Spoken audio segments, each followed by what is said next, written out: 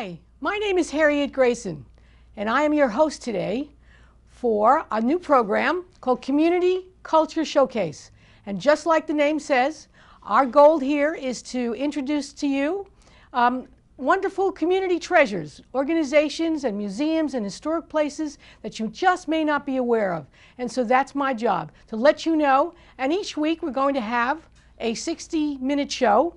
On our show, we'll have a little discussion about whatever's going on in the nonprofit world that might be of use and interest to the community. And then we'll have a guest, and the guest will represent one of our many hidden treasures here in this wonderful community that we live in. Let me tell you a little bit about myself. I am Harriet Grayson.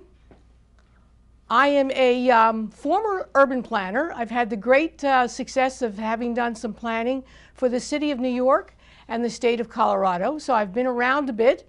I'm a typical baby boomer. I have lived through many changes, and I have been able to kind of bounce and go on to the next career.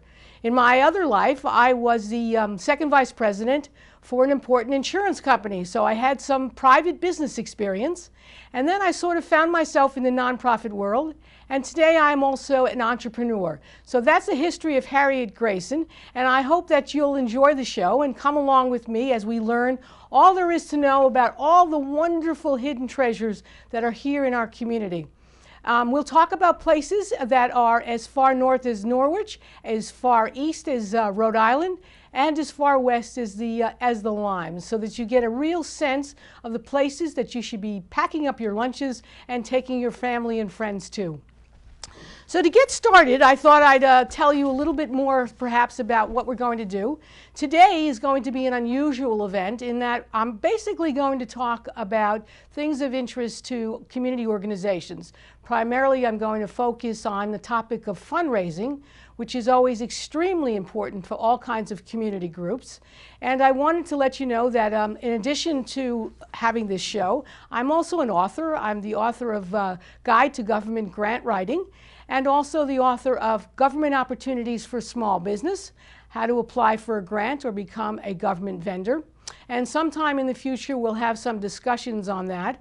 As part of the show, what I'd like to do is, at least in my 30-minute segment, is to provide the community with information that might be very helpful to them about, for example, things that the state of Connecticut or the state of Rhode Island might be doing to promote or encourage or market all kinds of community organizations, and let people know about other kinds of special events. And then if there's some grants that might be available for community organizations to try and apply for. So that's kind of the broad scale of what we're going to be doing in our 60 minutes.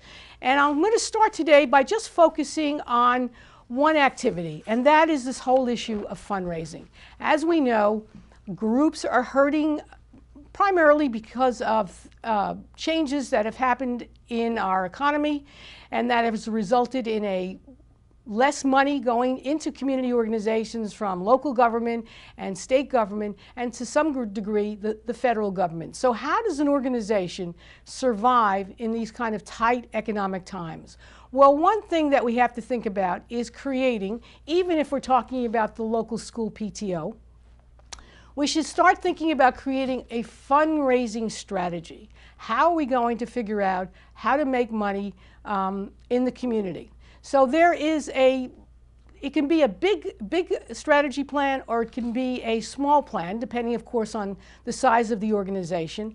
And my suggestion always is that the fundraising strategy plan be intricately linked with the organization's budget itself. So if the PTO has a budget that it works and operates under, then the strategy for creating fundraising opportunities should be linked to that. So what does the PTO want to spend for the year, and how is it going to get some of the funds? Now, we know, for example, that some PTOs get money from the schools themselves, but for the most part, they go ahead and raise money in the community. And we're all familiar with the kind of small things that are done all the time.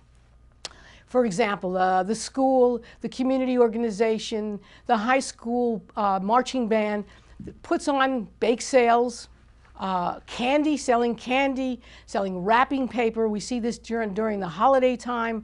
So these are small activities that that need to go on in order to raise funds for different activities within a school, within a community organization.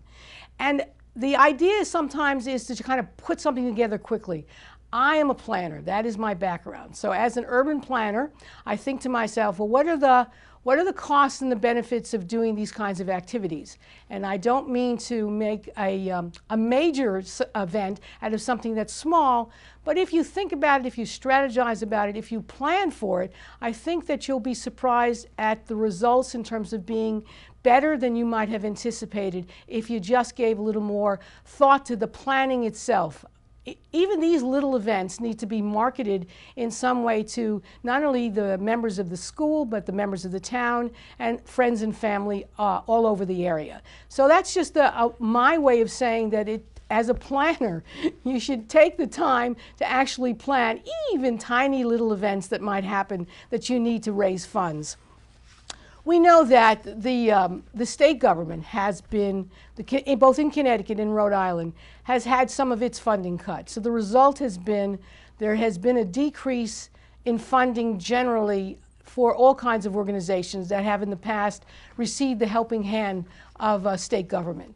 Now, this is a problem that is not going to be remedied in the near future. It's just representative of the tax revenues that are coming in into the states. And this is something that you need then to plan about how you have to increase your own fundraising opportunities within the next 24 months to meet the fact that the states will be shortchanging many, many, many organizations as a result of the decrease in the tax revenues. And again, all this kind of government funding that we have received is cyclical. I mean, we have tough times now. It's slowly changing, but it's not changing equally for all the groups involved. So that's Rhode Island hurts more than Connecticut has been, and that you don't see Rhode Island turning around in the very near future. Connecticut, however, things will in fact hopefully be better in the next 12 to 24 months. So knowing that this is probably going to be a problem, you have to come up with some ingenious and well thought out new fundraising plans. So if you're doing a bake sale, how about something that promotes health and nutrition rather than cupcakes and sugar cookies?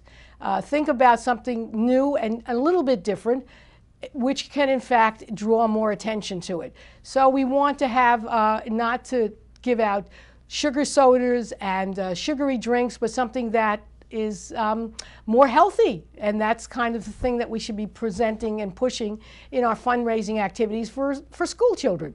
So that's just kind of one example of it. The other thing that we see all the time is the book sale, and book sales can be wonderful, especially now that we live in the age where people are actually physically using less and less books. I myself, as an author, have been forced to have e-books. So my two books, the Guide to Government Grant Writing and the Government Opportunities for Small Business, they are available as e-books because that's just where the nature of publishing is going. So that lots and lots of people want to clean out their attics and take the books to either the library or the school or some other organization that uses the book sale as an opportunity to do a fundraising.